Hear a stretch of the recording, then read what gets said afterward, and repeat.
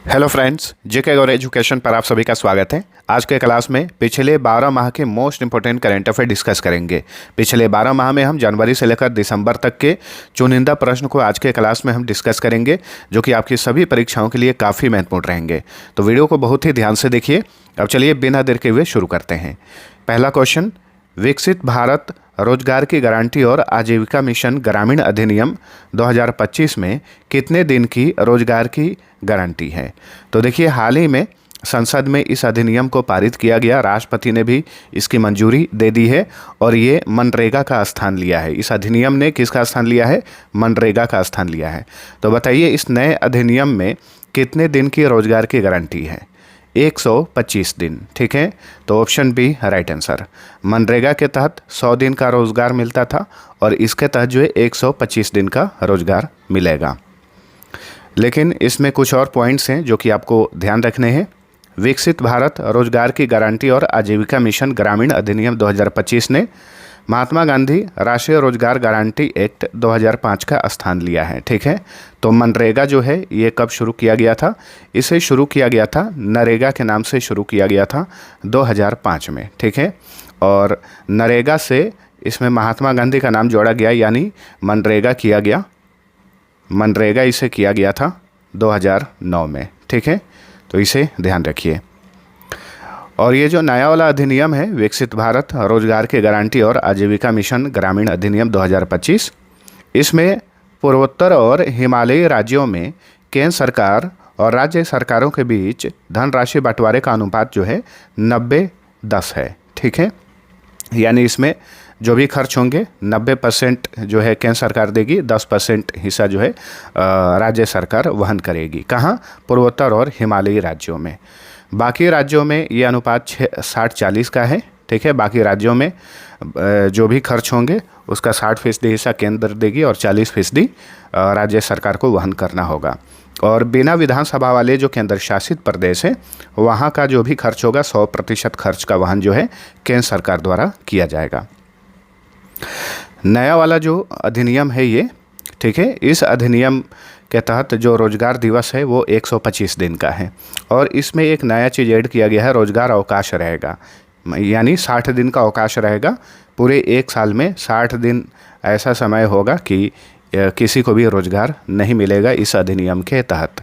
पुराने वाले में ऐसा नहीं था, पुराने वाले में सालों भर रोजगार मिलता था किसी न किसी को, लेकिन इस नए अधिनियम के तहत जो है बिल्कुल 60 दिन का रोजगार अवकाश रहेगा। ठीक है, चलिए अगला क्वेश्चन, 56वां भारतीय अंतर्राष्ट्रीय फिल्म महोत्सव 2025 कहाँ पर हुआ? तो अब भारतीय अंतर्राष्ट्रीय फिल्म महोत्सव 2025 का आयोजन किया गया पणजी में। पणजी कहाँ पर है? ये गोवा की राजधानी है। तो भारतीय अंतर्राष्ट्रीय फिल्म महोत्सव यानी इफ्फी इसे कहा जाता है, international film festival of India. इस बार 56वां संस्करण था, जो कि गोवा की राजधानी पणजी में doctor Shyama Prasad Mukherjee indoor stadium में इसका आयोजन किया गया 20 से 28 नवंबर 2025 को। इफ्फी 2025 की उद्घाटन फिल्म थी द ब्लू ट्रेल, समापन फिल्म थी a useful ghost.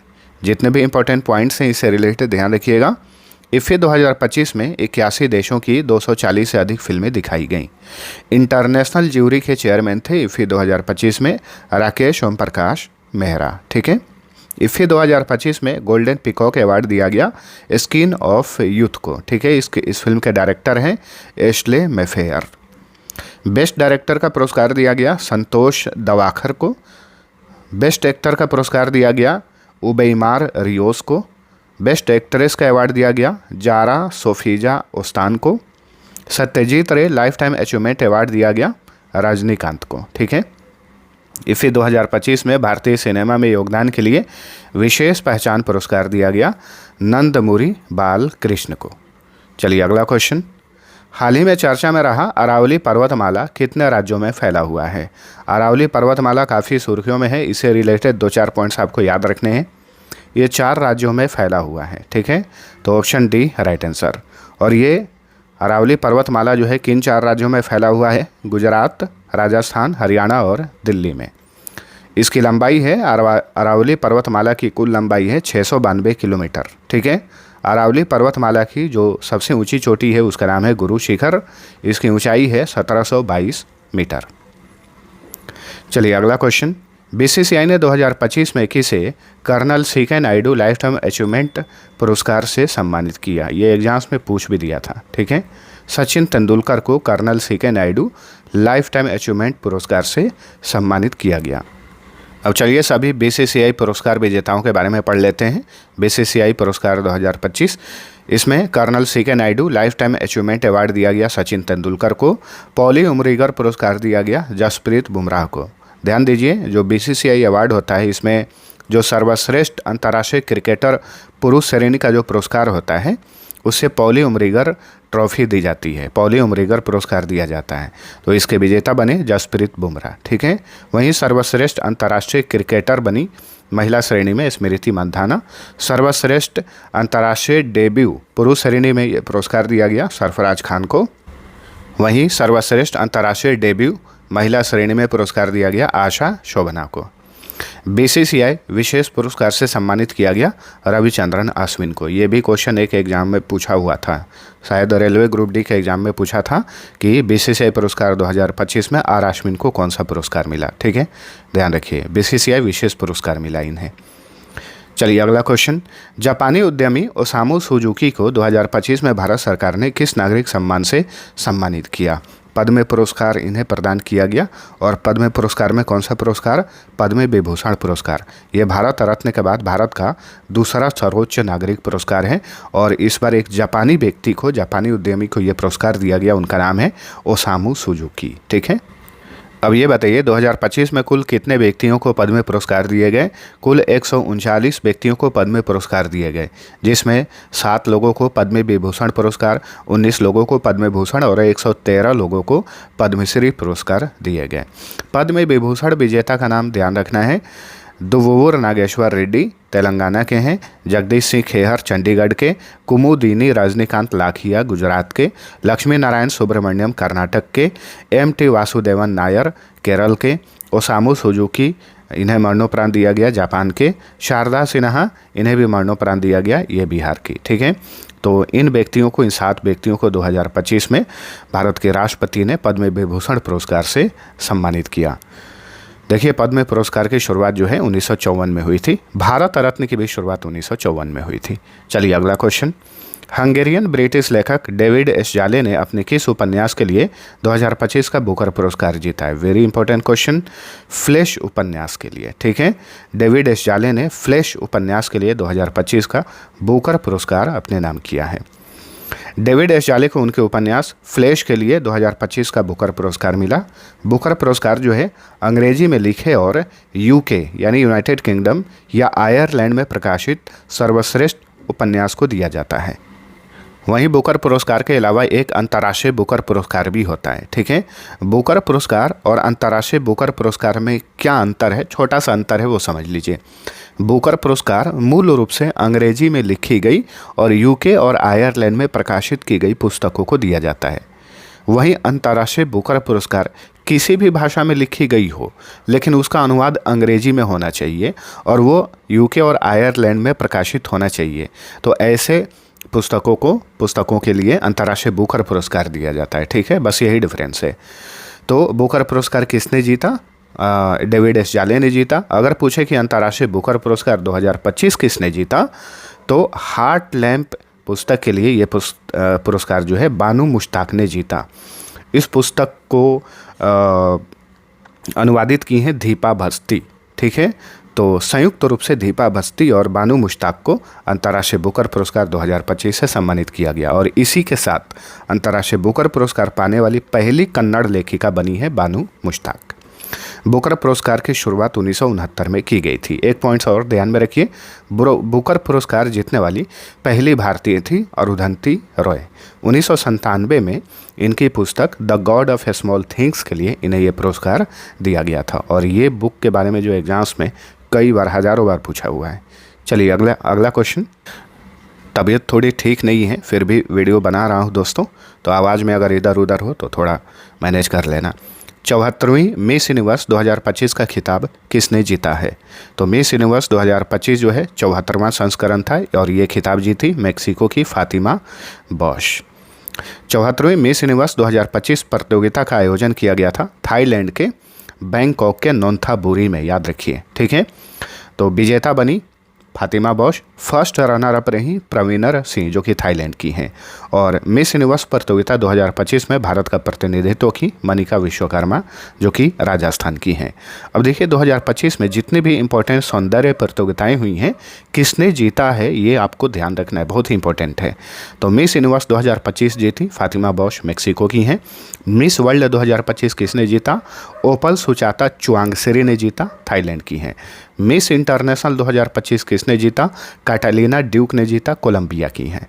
Miss Earth 2025 किसने जीता? नताली पुस्किनोवा ने जीता, चेक गणराज्य की हैं। मिस यूनिवर्स इंडिया 2025 का खिताब किसने जीता? मनिका विश्वकर्मा ने, राजस्थान की हैं। मिसेज यूनिवर्स 2025 किसने जीता? शेरी सिंह ने जीता, उत्तर प्रदेश की हैं। मिसेज वर्ल्ड 2025 किसने जीता? तेशेगो गेलई ने जीता, साउथ अफ्रीका की हैं। मिस इंडिया पोलैंड 2025 किसने जीता? आयशा सना कुरैशी ने जीता, मध्य प्रदेश की हैं, ठीक है। दोस्तों यहाँ पे एक इम्पॉर्टेंट इन्फॉर्मेशन देना है, आप किसी भी प्रतियोगी परीक्षा की तैयारी करते हैं, एग्ज़ाम नज़दीक है, तो बेस्ट पीडीएफ रिवीजन के लिए हमने तैयार किया हुआ है अलग अलग सब्जेक्ट्स का। सभी पीडीएफ का लिंक इसी वीडियो के डिस्क्रिप्शन में दे दिया हूँ, आप एक बार चेकआउट करके उसे ले सकते हैं बहुत ही कम प्राइस पर, ठीक है। सीरियल वाइज जो भी हमने सब्जेक्ट को कवर किया है पीडीएफ में, एकदम सीरियल वाइज अब क्रमवार जो है टॉपिक को कवर किया गया है बहुत अच्छे तरीके से। रिवीजन के लिए बेस्ट पीडीएफ है, आप एक बार इसे लेके पढ़ सकते हैं, ठीक है, काफ़ी लाभ मिलेगा। तो चलिए अगला क्वेश्चन देखते हैं। 1 से 10 दिसंबर तक कोहिमा में आयोजित हॉर्नबिल फेस्टिवल 2025 के लिए कंट्री पार्टनर कौन था? तो ये आपको ध्यान रखना है, हॉर्नबिल फेस्टिवल हर साल किस राज्य में आयोजित किया जाता है? नागालैंड में आयोजित किया जाता है, हर साल 1 से 10 दिसंबर तक। इस बार का कंट्री पार्टनर कौन था हॉर्नबिल फेस्टिवल का? तो ये था यूनाइटेड किंगडम, ठीक है, option C right answer. Next, दिसंबर 2025 में सिलीसेड झील को भारत का 96वां रामसर स्थल घोषित किया गया। ये झील किस राज्य में है? सिलीसेड झील जो है ये राजस्थान में है, तो ऑप्शन ए राइट आंसर। हाल ही फिलहाल में भारत के बहुत सारे आर्द्र भूमियों को, मतलब जो भी भारत में वेटलैंड्स हैं, उन्हें रामसर स्थल का दर्जा दिया गया है, इन्हें याद रखना है। Menar wetland complex, Khichan wetland, Siliserh झील, ये तीनों राजस्थान में 2025 में इन सभी को रामसर साइट का दर्जा दिया गया। गोकुल जलाशय, उदयपुर झील, गोगाबेल झील, ये तीनों बिहार में हैं और इन तीनों को भी इसी साल जो है रामसर साइट में जगह दिया गया है, ठीक है। चलिए अगला क्वेश्चन, महिला कबड्डी विश्व कप 2025 का खिताब किसने जीता है? एग्जाम्स में ये भी पूछा हुआ था। तो महिला कबड्डी विश्व कप 2025 का खिताब भारत ने जीता, तो ऑप्शन ए राइट आंसर है। चलिए विस्तार से जानते हैं। महिला कबड्डी विश्व कप 2025 का आयोजन ढाका में किया गया था, बांग्लादेश की कैपिटल ढाका में। विजेता बना भारत, लगातार दूसरी बार भारत ने महिला कबड्डी विश्व कप का खिताब अपने नाम किया है। इस बार फाइनल में भारत ने चीनी ताइपे को हराया, ठीक है। भारत की कप्तानी किसने की? रितु नेगी ने की। विश्व खुशहाली रिपोर्ट 2025 में भारत किस स्थान पर है? यानी विश्व खुशहाली सूचकांक 2025 में भारत किस स्थान पर है? इसमें भारत 118वें स्थान पर है। चलिए डिटेल से जानिए। विश्व खुशहाली रिपोर्ट 2025 में भारत 147 देशों में 118वें स्थान पर है। पिछली बार भारत 126वें स्थान पर था, ठीक है। पहला स्थान प्राप्त किया है फिनलैंड, और फिनलैंड ने लगातार 8वीं बार विश्व खुशहाली सूचकांक में पहला स्थान प्राप्त किया है। दूसरे स्थान पर है डेनमार्क, ठीक है। विश्व खुशहाली सूचकांक कौन जारी करता है? सतत विकास समाधान नेटवर्क। मानव विकास रिपोर्ट 2025 में भारत किस स्थान पर है? यह भी इम्पोर्टेंट इंडेक्स है, ह्यूमन डेवलपमेंट इंडेक्स। बताइए इसमें भारत किस स्थान पर है 2025 में? तो ह्यूमन डेवलपमेंट इंडेक्स 2025 में भारत 130वें स्थान पर है, ठीक है। भारत मानव विकास सूचकांक 2025 में 193 देशों में 0.685 के स्कोर के साथ 130वें स्थान पर है। आजकल स्कोर भी पूछ लेता है और ये इंपॉर्टेंट इंडेक्स का स्कोर है, इसलिए ध्यान रखना है, ठीक है। पिछली बार भारत 134वें स्थान पर था, इस बार भारत जो है थोड़ा अच्छे रैंक पे आया है, पिछली बार की तुलना में 130वें स्थान पर। मानव विकास सूचकांक में पहले स्थान पे है आइसलैंड, दूसरे स्थान पे है नॉर्वे, ठीक है। मानव विकास सूचकांक जारी करता है संयुक्त राष्ट्र विकास कार्यक्रम UNDP। मानव विकास सूचकांक की शुरुआत 1990 में हुई थी। मानव विकास सूचकांक के प्रथम निर्माणकर्ता कौन थे? महबूबुल हक थे, जो कि पाकिस्तान के थे। चलिए अगला क्वेश्चन। सीपी राधाकृष्णन ने भारत के 15वें उपराष्ट्रपति के रूप में किस दिन शपथ ली? सीपी राधाकृष्णन भारत के नए और 15वें नंबर के उपराष्ट्रपति बने हैं। इन्होंने उपराष्ट्रपति के रूप में किस दिन शपथ ली? 12 सितंबर 2025 को। ठीक है, 12 सितंबर 2025 को सीपी राधाकृष्णन भारत के उपराष्ट्रपति बनने से पहले किस राज्य के राज्यपाल थे? तो महाराष्ट्र के राज्यपाल थे, ध्यान रखिए। 31 अगस्त से 1 सितंबर तक SCO शिखर सम्मेलन 2025 यानी शंघाई सहयोग संगठन शिखर सम्मेलन 2025 कहाँ पर आयोजित किया गया? चीन में किया गया। चीन के तियानजिन शहर में इसका आयोजन किया गया। ठीक है, SCO शिखर सम्मेलन 2025 31 अगस्त से 1 सितंबर 2025 तक चीन के तियानजिन शहर में आयोजित किया गया। ये SCO शिखर सम्मेलन का 25वां संस्करण था। ठीक है, इसकी अध्यक्षता किए चीन के राष्ट्रपति शी जिनपिंग। इस सम्मेलन में भारत की तरफ से हिस्सा लिए PM नरेंद्र मोदी। ठीक है, ये चीन की यात्रा पर गए हुए थे, ध्यान रखिए। SCO शिखर सम्मेलन 2025 का विषय था up holding the Shanghai spirit, SCO on the move. Next, 23 नवंबर 2025 को हेली गुबी ज्वालामुखी में हजारों साल बाद विस्फोट हुआ। ये ज्वालामुखी किस देश में है? बहुत ही भयानक विस्फोट हुआ था। ठीक है, कई देशों में इसका राख फैल गया था। तो ध्यान रखिए, हेली गुबी ज्वालामुखी इथोपिया में है। चलिए अगला क्वेश्चन। 22 से 23 नवंबर को G20 शिखर सम्मेलन 2025 कहाँ पर आयोजित किया गया था? इसका आयोजन किया गया था जोहान्सबर्ग में, दक्षिण अफ्रीका के शहर जोहान्सबर्ग में। ठीक है, G20 शिखर सम्मेलन 2025 22 से 23 नवंबर 2025 को जोहान्सबर्ग के नैसरेक में आयोजित किया गया। ये G20 शिखर सम्मेलन का 20वां संस्करण था। इसकी अध्यक्षता किए साउथ अफ्रीका के राष्ट्रपति सिरिल रामाफोसा। इस सम्मेलन में भारत का नेतृत्व किए PM नरेंद्र मोदी। ठीक है, इस सम्मेलन का थीम था एकजुटता, समानता, स्थिरता। अगली बार 21वां G20 सम्मेलन कहाँ होगा? तो ये होगा अमेरिका में, अमेरिका के फ्लोरिडा के डोरल में।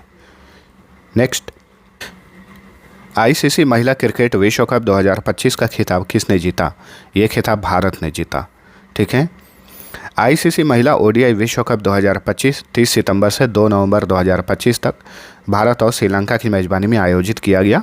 इस विश्व कप का ये 13वां संस्करण था। भारत ने पहली बार ICC महिला क्रिकेट विश्व कप का खिताब अपने नाम किया है। ध्यान रखिए, भारत ने फाइनल में साउथ अफ्रीका को हराया। ठीक है, फाइनल मैच का आयोजन नवी मुंबई के DY पाटिल क्रिकेट स्टेडियम में किया गया। फाइनल में प्लेयर ऑफ द मैच का अवार्ड जीती Shafali Verma, player of the series का अवार्ड जीती दीप्ति शर्मा। ठीक है, विजेता टीम यानी भारतीय टीम को इनामी राशि दी गई 4.48 मिलियन अमेरिकी डॉलर। ये होता है करीब 40 करोड़ रुपया। गृह मंत्री अमित शाह ने जनवरी 2025 में आर्कियोलॉजिकल एक्सपेरिमेंटल म्यूजियम का उद्घाटन किस शहर में किया? गुजरात के वडनगर में आर्कियोलॉजिकल एक्सपेरिमेंटल म्यूजियम जो है स्थापित किया गया है। दिसंबर 2025 में भारत मालदीव के बीच संयुक्त सैन्याभ्यास एक्वेरिन कहाँ पर आयोजित किया गया? केरल के तिरुवनंतपुरम में इसका आयोजन किया गया। एक्वेरिन अभ्यास 2025 की बात करें तो ये 14वां संस्करण था, जो कि भारत और मालदीव के बीच में 2 दिसंबर से 15 दिसंबर 2025 तक केरल के तिरुवनंतपुरम में आयोजित किया गया। इस अभ्यास में भारतीय सेना का नेतृत्व किया गढ़वाल राइफल्स ने। एक चीज़ और ध्यान रखिए, इसी साल 13वां एक्वेरिन सैन्य अभ्यास 2 से 15 फरवरी 2025 तक मालदीव में आयोजित किया गया था। एक ही साल में 2 बार हो गया है, वैसे ये वार्षिक अभ्यास है। ठीक है, तो ध्यान रखना है 13वां संस्करण कहाँ पर हुआ? मालदीव में हुआ। और 13वें संस्करण में भारतीय सेना का नेतृत्व गोरखा राइफल्स बटालियन ने किया। इसे सिरमौर राइफल्स भी कहा जाता है। एक्वेरिन अभ्यास की शुरुआत जो है 2009 में की गई थी। वार्षिक थल सेना अभ्यास है जो कि भारत और मालदीव के बीच में आयोजित किया जाता है। चलिए अगला क्वेश्चन। 10 से 21 नवंबर 2025 को संयुक्त राष्ट्र जलवायु परिवर्तन सम्मेलन 2025 किस शहर में आयोजित किया गया? ब्राज़ील के बेलेम में COP30 का आयोजन किया गया था। तो option D right answer. Justice Suryakant ने भारत के 53वें मुख्य न्यायाधीश के रूप में किस दिन शपथ ली? तो भारत के वर्तमान में 53वें मुख्य न्यायाधीश कौन है? जस्टिस सूर्यकांत हैं। 24 नवंबर 2025 को इन्होंने पद की शपथ ली। भारत के मुख्य न्यायाधीश को पद की शपथ कौन दिलाता है? तो भारत का राष्ट्रपति। नेक्स्ट, उत्तराखंड में आयोजित 38वें राष्ट्रीय खेल 2025 का थीम क्या था? इसका थीम था ग्रीन गेम्स। ठीक है, विस्तार से जानिए। 38वां राष्ट्रीय खेल 2025 28 जनवरी से 14 फरवरी 2025 तक उत्तराखंड के 11 शहरों में आयोजित किया गया। इसका उद्घाटन किए थे पीएम नरेंद्र मोदी। ठीक है, 38वें राष्ट्रीय खेल का थीम था ग्रीन गेम्स। मशाल का नाम था तेजस्विनी, शुभंकर था मौली, आदर्श वाक्य था संकल्प से शिखर तक। ठीक है, आधिकारिक प्रायोजक था इंडियन ऑयल कॉरपोरेशन। 38वें राष्ट्रीय खेल में पहला स्थान प्राप्त किया सर्विसेज ने। इसने सबसे अधिक 68 गोल्ड मेडल जीते। ठीक है, राजा भलेंद्र सिंह ट्रॉफी जो सबसे अधिक स्वर्ण पदक जीता है उसे दिया जाता है, तो सर्विसेज को यह पुरस्कार दिया गया। दूसरा स्थान किसने प्राप्त किया 38वें राष्ट्रीय खेल में? महाराष्ट्र ने। ठीक है, अगली बार 39वां राष्ट्रीय खेल कहाँ होगा? 2027 में मेघालय में होगा। चलिए अगला क्वेश्चन। 2025 का साहित्य का नोबेल पुरस्कार लास्जालो क्रास्जाना होरकाई ने जीता है, वह किस देश के हैं? Very important question. साहित्य का नोबेल पुरस्कार 2025 में किसने जीता? लास्जालो क्रास्जाना होरकाई ने जीता, और ये हंगरी के हैं। ठीक है, option C right answer, Hungary के मशहूर लेखक हैं। नेक्स्ट, 2025 में शांति का नोबेल पुरस्कार किसने जीता? ये दोनों नोबेल पुरस्कार महत्वपूर्ण हैं, साहित्य और शांति वाला, याद रखिए। तो मारिया कोरिना माचाडो ने जीता 2025 में शांति का नोबेल पुरस्कार। ये वेनेजुएला में विपक्ष की नेता हैं। नेक्स्ट, माउंट एवरेस्ट पर सफलतापूर्वक चढ़ाई करने वाली पहली दृष्टिबाधित महिला कौन बनी है? छोंजिन अंगमो, जो कि हिमाचल प्रदेश की हैं, माउंट एवरेस्ट पर सफलतापूर्वक चढ़ाई करने वाली ये पहली दृष्टिबाधित महिला बन गई हैं। खेलो इंडिया यूथ गेम्स 2025 किस राज्य में हुआ था? तो बिहार में पहली बार खेलो इंडिया का आयोजन किया गया। ठीक है, और ये था खेलो इंडिया यूथ गेम्स 2025, जो कि 7वां संस्करण था। 4 से 15 मई तक बिहार के 5 शहरों में इसका आयोजन किया गया। इसका उद्घाटन किए थे वर्चुअली रूप से प्रधानमंत्री नरेंद्र मोदी। खेलो इंडिया यूथ गेम्स 2025 का शुभंकर था गज सिंह। पहला स्थान प्राप्त किया महाराष्ट्र ने, 158 पदक जीता इसने। ठीक है, दूसरा स्थान प्राप्त किया हरियाणा। बिहार का स्थान रहा 15वां। फिल्म अभिनेता धर्मेंद्र का 89 वर्ष की आयु में हाल ही में किस दिन निधन हो गया? इनका निधन हुआ 24 नवंबर 2025 को, जिस दिन भारत के 53वें मुख्य न्यायाधीश जस्टिस सूर्यकांत ने पद की शपथ ली। उसी दिन जो है धर्मेंद्र का निधन हुआ 89 वर्ष की आयु में। ठीक है, तो धर्मेंद्र की बात करें तो 8 दिसंबर 1935 को इनका जन्म पंजाब के लुधियाना में हुआ था।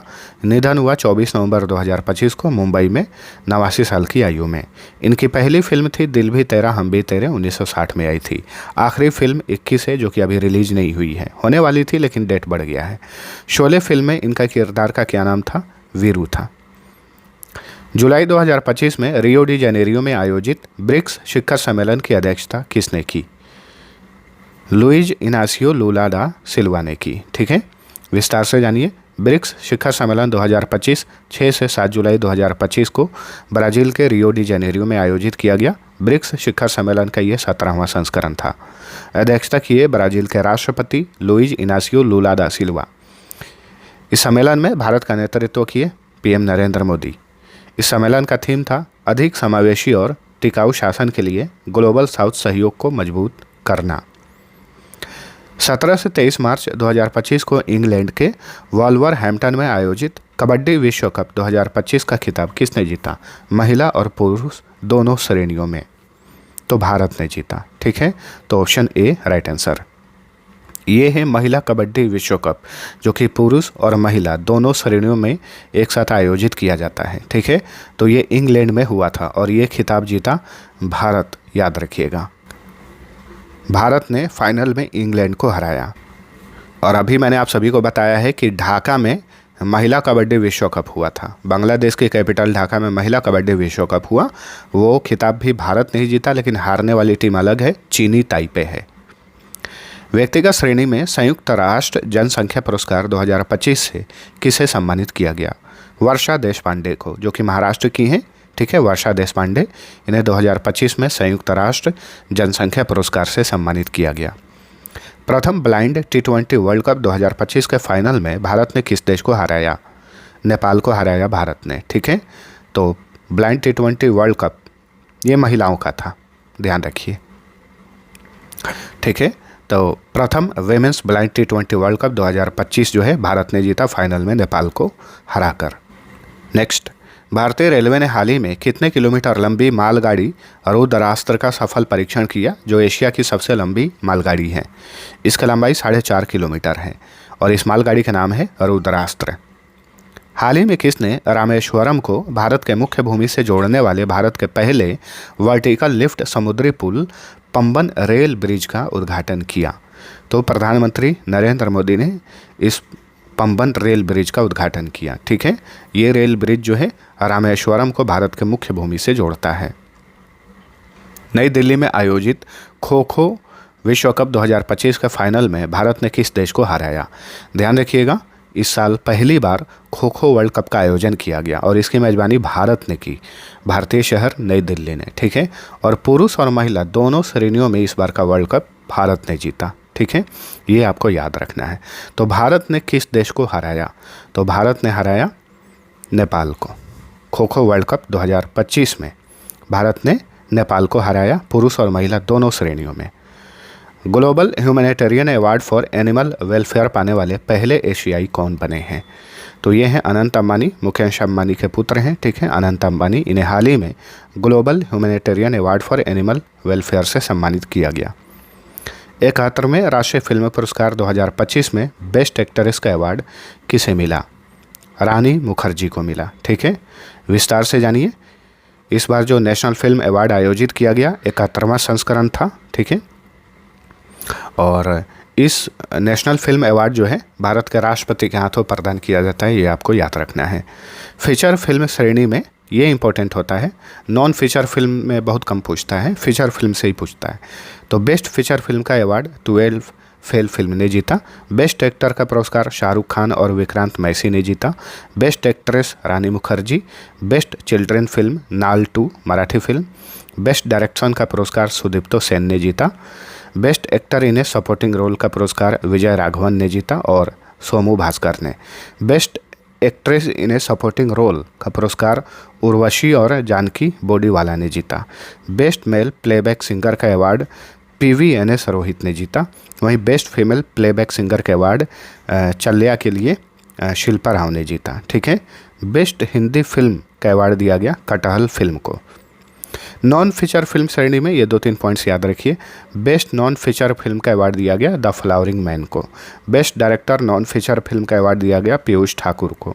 Best debut film of a director का अवार्ड दिया गया Mau the spirit of dream of Cheraw. ठीक है,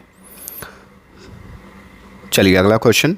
5वां खेलो इंडिया यूनिवर्सिटी गेम्स 2025 कहाँ पर हुआ? हाल ही में इसका आयोजन किया गया राजस्थान में। ठीक है, खेलो इंडिया यूनिवर्सिटी गेम्स 2025 5वां संस्करण था, जो कि 24 नवंबर से 5 दिसंबर 2025 तक राजस्थान के 7 शहरों में इसका आयोजन किया गया। थीम सॉन्ग था खेलो खेलो राजस्थान बन जाओ भारत के महान। उद्घाटन किए थे खेल मंत्री डॉक्टर मनसुख मांडविया। शुभंकर था खम्मा और घड़ी। पहला स्थान प्राप्त किया चंडीगढ़ यूनिवर्सिटी ने कुल 67 पदक जीतकर। ठीक है, दूसरा स्थान प्राप्त किया लवली प्रोफेशनल यूनिवर्सिटी ने 79 पदक जीतकर। पदक इसने ज़्यादा जीता लेकिन गोल्ड मेडल कम जीते, इसलिए ये उपविजेता रहा।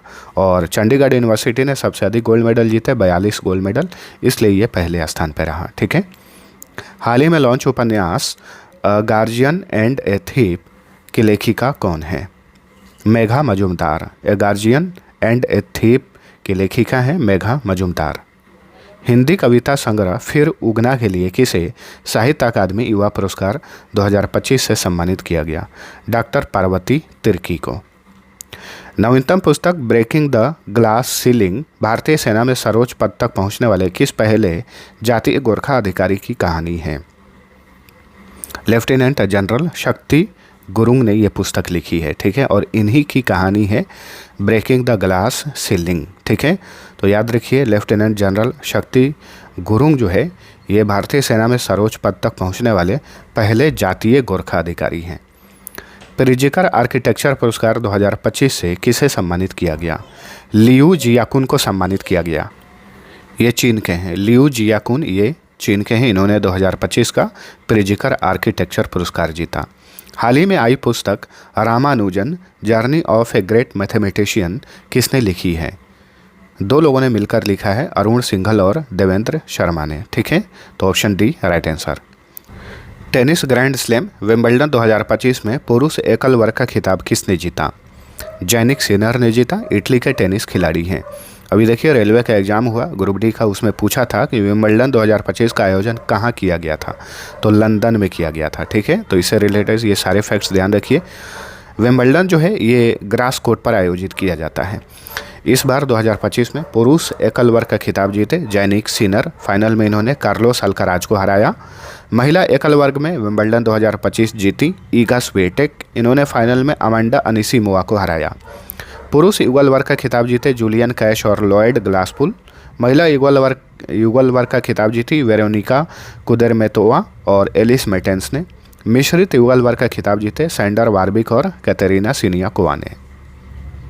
नेक्स्ट, नई दिल्ली में आयोजित खेलो इंडिया पैरा गेम्स 2025 में कुल 104 पदकों के साथ कौन सा राज्य शीर्ष स्थान पर रहा? हरियाणा ने पहला स्थान प्राप्त किया। तो याद रखिए, खेलो इंडिया पैरा गेम्स कहाँ हुआ? नई दिल्ली में हुआ। नेक्स्ट, हाल ही में भारतीय नौसेना की लड़ाकू शाखा में शामिल होने वाली पहली महिला फाइटर पायलट कौन बनी है? तो ये है आस्था पुनिया। ठीक है, भारतीय नौसेना की लड़ाकू शाखा में शामिल होने वाली पहली महिला फाइटर पायलट बनी है आस्था पुनिया। मीराबाई चानू ने अहमदाबाद में कॉमनवेल्थ वेट लिफ्टिंग चैंपियनशिप 2025 में कौन सा पदक जीता? इन्होंने गोल्ड मेडल जीता। मीराबाई चानू मणिपुर की हैं।